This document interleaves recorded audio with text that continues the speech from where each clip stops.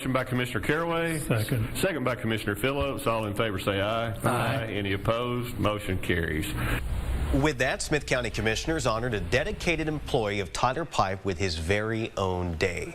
James Madison, seen right there on that cake, was 18 years old when he went to work at Tyler Pipe. That was 64 years ago. Now, at the age of 82, he's hanging up his hard hat and retiring. Madison was not at today's Commissioners Court meeting, but as you can see here, we did catch up with him last week at his retirement party.